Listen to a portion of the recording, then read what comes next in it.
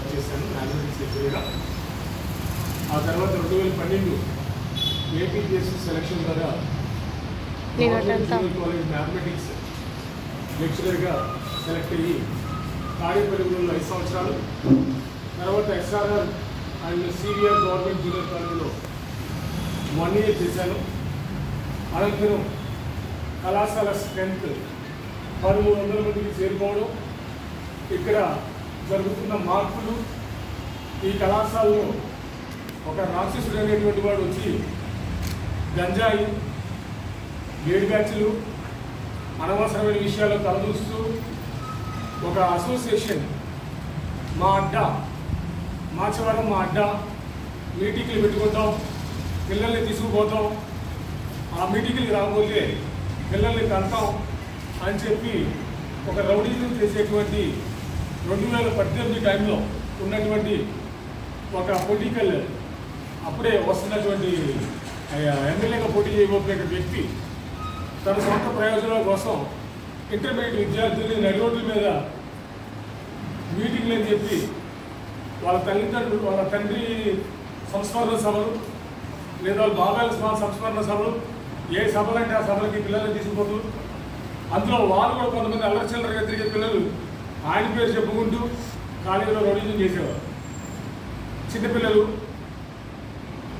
Intermediate అనేది విద్యా దశలో అదొక మార్పు.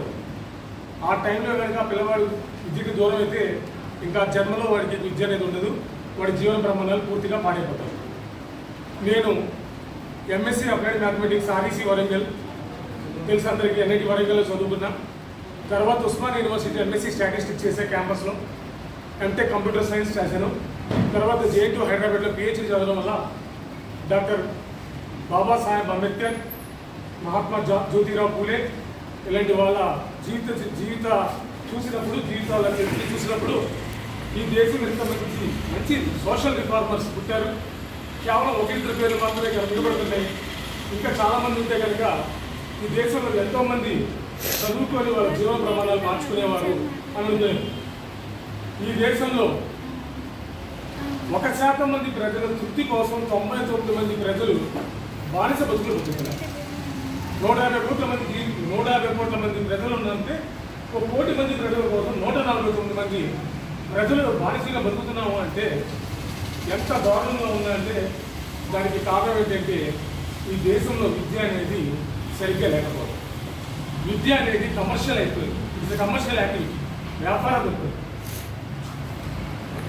ఏ దేశంలో అయితే విద్య అనేది వ్యాపారంగా ఉండదో ఆ దేశంలో ప్రజల జీవన ప్రమాణాలు బాగుంటాయి. ఈరోజు ఒక ఇంజనీర్ని తయారు చేయాలన్నా, ఒక డాక్టర్ని తయారు చేయాలన్నా, ఒక ఐఏఎస్ ఆఫీసర్ అవ్వాలన్నా ఎంతో డబ్బు ఖర్చు పెడితే కానీ, తల్లిదండ్రులు ఎంతో సాక్రిఫైస్ చేస్తే కానీ, వాళ్ళ పిల్లలకి ఫీజులు కడితే కానీ, వాళ్ళకి బీపీ షుగర్లు తెచ్చుకుంటే కానీ, వీళ్ళ పిల్లలకి స్కూల్లో పాఠాలు చదివి ట్యూషన్లు ఇది బంగారాలు పొలాలను తాకట్లు పెట్టి అన్నీ చేస్తే కానీ ఒక డాక్టర్ ఇంజనీర్లో ఏదో ఒక ఐఏఎస్ ఆఫీస్లో తయారు చేయాలి. మళ్ళీ వీళ్ళు ఈ డబ్బులు అప్పులు తీర్చాలంటే తప్పనిసరిగా వీళ్ళందరూ 199% మంది అవినీతి పడరు. ఒక డాక్టర్ దగ్గరికి వెళ్ళామంటే తలకి ట్రీట్మెంట్ చేయాలి అంటే అరికాల దగ్గర నుంచి మొత్తం ట్రీట్మెంట్ చేస్తారు. డాక్టర్ని అమలబుద్ధులు చేస్తారు బయట నుంచి చేయాలి. కానీ మరి చదువు డబ్బులు తెచ్చాలంటే కనుక ఆయన ఆ ట్రీట్మెంట్ ఇవ్వతారు. ఈరోజు దేశంలో మన రాష్ట్రంలో బడా కార్పొరేట్ సెక్టర్ వాళ్ళు ఎవరు అంటే అఫీషియల్గా టాప్ 10 పొజిషన్లో ఉన్నటువంటి వాళ్ళు ఎవరండి? ఫార్మా వాళ్ళు, ఇది మెడిసిన్ వాళ్ళు. అంటే మెడిసిన్ వాళ్ళే 10 మంది ఫార్మా మెడిసిన్ తయారు చేసేవాళ్ళు టాప్ 10 పొజిషన్స్లో వీలే ఉన్నారు. అంటే ప్రజలు డాక్టర్ ఏం కోరుకుంటాడంటే రోగిష్టి వాళ్ళైతే బాగుంటుంది, ఫార్మసిటీ వాళ్ళు ఎక్కువ మంది వస్తే బాగుంటుంది. పక్కనే షాపులు ఎదురెదురుగా షాపులే ఉంటుంది. ప్రతి ఇంట్లో ట్యాబ్లెట్లు వాడుతూనే ఉంటుంది. దీనికి గల కారణం ఏంటంటే మన విద్యా వ్యవస్థ.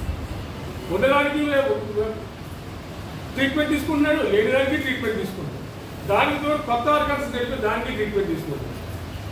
ఈ విధంగా ఎందుకు జరుగుతుంది అని అంటే డాక్టర్ గారు ఆయన చేసినటువంటి బాల్యంలో చేసినటువంటి అప్పులు ఆ వడ్డీలు తీరాలంటే నేను తప్పకుండా ఆ పేషెంట్కి చిన్న జబ్బుని పెద్ద జబ్బు చేసి పెద్ద జబ్బుని రెగ్యులరైజ్ చేసి ఫ్యామిలీ డాక్టర్ని చేసుకునే విధంగా చేసుకుంటాం. ఎందుకు ఇలా జరుగుతుంది? విద్య అనేది ఎందుకు అంత కాస్ట్లీ అయిపోతుంది? 3 రకాలుగా విడగొట్టేశారు విద్యా వ్యవస్థను. పేదవాళ్ళు చదువుకోవడానికి ప్రభుత్వ కళాశాలలు, ప్రభుత్వ స్కూల్స్, ప్రభుత్వ కళాశాలలు, ప్రభుత్వ యూనివర్సిటీలు, ఇంకా ప్రైవేట్ యూనివర్సిటీస్ తెలిసింది, ఇంకా కార్పొరేట్. ఇప్పుడు మొత్తం దేశమంతా కూడా కార్పొరేట్, ప్రైవేటు మొత్తం రాజకీయ నాయకుల చేతుల్లోకి వెళ్ళిపోయింది. ఇక గవర్నమెంట్ సెక్టార్లో ఏంటంటే ఈ పేద ప్రజలు చదువుకునే పిల్లలు చదువుకునేటువంటి స్కూల్స్. వీళ్ళకి నాణ్యమైన విద్య అందిద్దామంటే వీళ్ళని చదువుకోకుండా మీటింగ్లకి, నెక్స్ట్ ఆ స్కూల్లో టీచర్లకి ఏం చేస్తున్నారంటే ఒక 100 యాప్, ఆ యాప్లన్నీ చేసుకుంటూ కూర్చో, టీచర్ని చేసుకుంటూ కూర్చో. పొద్దున్నే బయోమెట్రిక్, మధ్యాహ్నం బయోమెట్రిక్, రాత్రి సాయంత్రం వెళ్ళే ముందు బయోమెట్రిక్, మంచి పద్ధతి బయోమెట్రిక్ వేయాలి తప్పులు. ఒకప్పుడు పిల్లల్ని పర్యవేక్షణలో చూసేవారు టీచర్, ఇప్పుడు టీచర్లే పర్యవేక్షిస్తుంది. పిల్లలకి పాఠాలు చెప్పేటువంటి సమయం టీచర్స్కి లేదు, గవర్నమెంట్ స్కూల్లో టీచర్స్కి. ఈ కార్పొరేట్ స్కూల్స్ వచ్చిన తర్వాత నేను చూస్తే ఎంత బాగా అనిపించిందంటే ఈ గవర్నమెంట్ స్కూల్స్లో పనిచేస్తున్నటువంటి నిబద్ధత కలిగినటువంటి టీచర్లు. నేను చదువుకునే రోజుల్లో కోటదెప్ప గవర్నమెంట్ జూనియర్ స్కూల్లో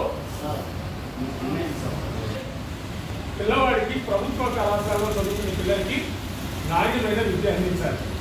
అయితే అక్కడ అలాంటి పరిస్థితులు ఈ రోజుల్లో లేవు. ఎందుకు లేవు అని అంటే కార్పొరేట్ స్కూల్స్ వచ్చిన తర్వాత ఆ కార్పొరేట్ స్కూల్స్లో అడ్మిషన్స్ ఈ స్కూల్స్కి కన్వైన్ చేసుకోవచ్చు, వాళ్ళకి అక్కడ లాస్ వస్తుంది. అందుకని నిబద్ధత కలిగినటువంటి అధ్యాపకులు అందరూ ఏం చేస్తున్నారంటే ఒక చీకటి దెబ్బలాగా వాళ్ళ మీద కొన్ని లేనిపోయిన ఆరోపణలు చేసేసి వాళ్ళ మైండ్ సెట్ నాశనం చేసేసి అక్కడ మంచిగా చేసేటువంటి అధ్యాపకుల్ని, స్కూల్ టీచర్స్ని, హెచ్ఎంస్ని చాలా ఇబ్బందులు పెడతారు. ఇటీవల సినిమాలు కూడా మనం చూసాం, బాలకృష్ణ వెంకటేశ్వర సినిమాలు చూపించారు. ఎంత దారుణంగా అయిందంటే ఈరోజు ప్రభుత్వ కళాశాలలో టీచర్స్ పరిస్థితులు. స్కూల్లోకి వెళ్ళి పిల్లల్ని మనం మందలించాలన్నా కూడా పక్కనున్న టీచర్ గారు ఎంత కాగితం రాయించారు. లేదా పక్కనున్న కార్పొరేట్ స్కూల్ వాళ్ళు ఆయన వెళ్ళిపోతే ఆ స్కూల్లో అడ్మిషన్లు మనకు వస్తాయి కానీ చెప్పి ఆ ప్రభుత్వ స్కూల్ని డ్యామేజ్ చేయడం. అంతేకాదు చివరికి యాక్సిడెంట్లు కూడా చేసి చంపేసినటువంటి ఘనత మన రాష్ట్రంలో ఈ చూస్తున్నాం మనం ఇటీవల కాలంలో. లాస్ట్ గవర్నమెంట్లో మంచి పరిపాలన, మేము పరిపాలన వాళ్ళు ఎవరిని ఏమంటారు, రాజకీయ నాయకులు ఏమంటారు, నాడు నేడు అని ఒక కార్యక్రమం తీసుకొచ్చి ఫైనాన్షియల్ అసిస్టెన్స్ అనేది హెచ్ఎంల చేతుల మీద పెట్టారు. లోకల్లో ఉన్న కాంట్రాక్టర్ బిల్డింగ్ కట్టి బిల్లు పెడతాడు. పెట్టినప్పుడు దాని మీద సంతకం పెట్టాల్సింది ఎవరంటే హెచ్ఎం. 2-3 నెలల్లో రిటైర్ అయ్యేటువంటి హెచ్ఎం ఉంటే ఆ హెచ్ఎం దగ్గరికి వచ్చి ఆ నాడు నేడు బిల్లు మేము 10 లక్షలు బిల్లు కట్టాం, 10 లక్షలు బిల్లింగ్ కట్టాం, నువ్వు సంతకం పెట్టంటే సార్ అంత అవలా కదా సార్, మీరు పెడతారు, మార్కెట్కి వస్తే నాకు చాలా ఇబ్బంది అవుతుంది అని అంటే నువ్వు సంతకం పెట్టవా, మాది పార్టీ, నెక్స్ట్ కూడా మా పార్టీ వస్తుంది, నువ్వు పెడతావా పెట్టవా అంతే. లేదు సార్ అన్ని బిల్స్ అయితే ఆడిట్ చేసి పెడతానంటే హెచ్ఎం గారు 8వ తరగతి చదువుతున్న ఆడపిల్లల మీద అసభ్యంగా బిహేవ్ చేశాడు, ఫోక్సో చట్టం అంటిస్తారు. 14 రోజులు రిమాండ్ అంతే. ఇలాంటి కేసులు చాలా జరిగింది. పల్లెటూరులో ఏజెన్సీ గ్రామాల్లో కొంతమంది టీచర్స్ని ట్రాక్టర్లతోటి, డీసీఎం వ్యాన్లతోటి, ఇసుక లారీలతోటి గుర్తు అంటేశారు. పాపం చాలా ఫ్యామిలీలు ఆ చావులు అది అంత దేవుడికే తెలుసండి అని చెప్పన్నారు. కొంతమంది పార్టీ వెళ్ళి వాళ్ళు వెళ్ళి ఆయన చనిపోయాడు కదా ఈ నష్టపరిహారం తీసుకొని కాంప్రమైజ్ చేసి సెటిల్మెంట్ చేసి వచ్చారు. అలాంటి దౌర్భాగ్య రాష్ట్రంలో మన రాష్ట్రం. మీరు అందరూ ప్రతి ఒక్కరు ఆలోచించాలి. విద్యని కనుక నాశనం చేస్తే, సరస్వతిని నాశనం చేస్తే రేపు పొద్దున మీలో ప్రతి ఒక్కరు ఇబ్బంది పడతారు. నేను ఇబ్బంది పడతాను.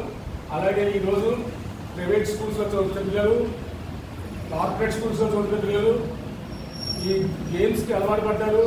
అది ఇంకా దారుణమైన ట్రాక్ రేట్కి వెళ్ళిపోతున్నారు. తల్లిదండ్రులు మాట్లాడల్లా తల్లిదండ్రుల మీదే దాడులు చేస్తున్నారు, ఇళ్ళలో టీవీలు పాల్పడుతున్నారు. ఇది కొత్త జనరేషన్ ఆఫ్ స్టూడెంట్స్ త్వరలో మనం చూడబోతున్నాం మన పిల్లల రూపంలో. కాబట్టి పేరెంట్స్, టీచర్స్ గవర్నమెంట్ సెక్టార్లో, ప్రైవేట్ సెక్టార్లో, కార్పొరేట్ సెక్టార్లో కోఆర్డినేషన్ ఇవ్వండి. పిల్లలకి మంచి నాణ్యమైన విద్యను అందించి వాల్యూస్తో కూడిన విద్యని అందిస్తే మెరుగైన సమాజాన్ని మనం చూడగలుగుతాం. సెకండ్ వన్, యూనివర్సిటీస్లో రెగ్యులర్ పోస్టులు లేవు, అన్ని కార్పొరేట్ పోస్టులే నడుస్తున్నాయి. సో దానివల్ల ఏంటంటే ప్రభుత్వ యూనివర్సిటీస్ అన్ని కూడా డిపార్ట్మెంట్లు మూసేటువంటి పరిస్థితికి వచ్చింది. దాని మీద కూడా మన గౌరవ విద్యాశాఖ మంత్రి గారిని రిక్వెస్ట్ చేస్తున్నా, అయ్యా యూనివర్సిటీస్లో ఉన్నటువంటి రెగ్యులర్ పోస్టుల్ని అలాగే రీసెర్చ్కి అనువుగా యూనివర్సిటీని తీర్చిదిద్దాలని మిమ్మల్ని రిక్వెస్ట్ చేస్తున్నాను. గత 10 ఏళ్లలో చనిపోయినటువంటి టీచర్స్, ముఖ్యంగా యాక్సిడెంట్స్లో అలాగే పోక్సో కేసుల్లో స్కూల్స్లో ఎక్కించినటువంటి వాటి మీద సిబిసిఐడి లేదా సిబిఐ ఎంక్వైరీ చేసి వారికి నిజమైనటువంటి దోషిని కఠినంగా శిక్షించాలి. ఎందుకంటే నిబద్ధత కలిగినటువంటి టీచర్స్ రోజు రోజుకి కరువైపోతున్నారు ప్రభుత్వ స్కూల్స్లో. ఒకప్పుడు టీచర్స్ చాలా ఉన్నతమైన విలువలు ఉండేవి, ఈరోజు రోజు రోజు దిగజారిపోతున్నారన్న కారణం ఏంటంటే కేవలం ప్రభుత్వం చెప్పే మాటలు ఒకటి, చేస్తున్న పనులు ఒకటి. సో దయచేసి టీచర్స్ని గౌరవించకపోయిన పర్వాలా కానీ టీచర్స్ని జైలులో పెట్టేచాము, నిబద్ధత కలిగిన టీచర్స్ని బాధ పెడితే దాని పాపం వంశ తరతరాలకు తగిలిద్దని చెప్పి హెచ్చరిస్తున్నాను. నెక్స్ట్ ఇక ఈ టీచర్స్ ఇష్యూ గురించి గత 2 సంవత్సరాల నుంచి మన వేణుగా నాకు చెప్తుంటే ఇక్కడ మనం ఈ రాష్ట్రం ఏమీ చేయలేమనేటువంటి నిరాశ నిస్పృష్తో ఉన్న టైంలో కొన్ని యాక్టివిటీస్ చూసి ఒకరిగా మనం ఏం చేయలేము, 10 మందికి అయితే పర్వాలేదు చేయొచ్చు. అందులో ఇప్పుడు మన ప్రభుత్వ విద్యా వ్యవస్థ వెంటిలేటర్ మీద ఉంది. ఏ సమయంలోనైనా కానీ ఆ వెంటిలేటర్ తీసేస్తే చచ్చిపోతుంది ప్రభుత్వ విద్యా వ్యవస్థ. సో కాబట్టి దాన్ని కాపాడాల్సిన బాధ్యత ప్రతి ఒక్కరి చేతుల్లో ఉంది. సో ఒక గవర్నమెంట్ స్కూల్లో, గవర్నమెంట్ కాలేజీలో, గవర్నమెంట్ యూనివర్సిటీలో చదువుకున్న డాక్టర్ వాడు మీకు మంచి ట్రీట్మెంట్ ఇస్తాడు. నేను ఆల్రెడీ చాలామంది డాక్టర్స్ని నా సొంత డబ్బులతో తయారు చేశాను, ఇంజనీర్స్ని తయారు చేస్తున్నాను. నాకు ఎన్ని ఆటంకాలు వచ్చినా మాస్టర్గా చెప్పినట్టు నా ధ్యేయం ఏంటంటే ఒక పేదవాడిని డాక్టర్ అవ్వాలనుకుంటే వాడిని డాక్టర్ చేయాలి, ₹1 ఖర్చు పెట్టకుండా. అలాగే ఒక ఇంజనీర్ చేయాలి అంతే.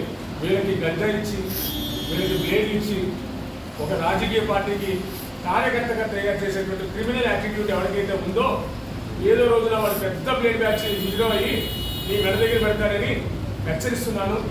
కాబట్టి పిల్లల జీవితాన్ని నాశనం చేసే విధంగా రాజకీయ నాయకులు మరియు కార్యకర్తలు ఉంటుందని చెప్పేసి మిమ్మల్ని ప్రార్థిస్తున్నాను.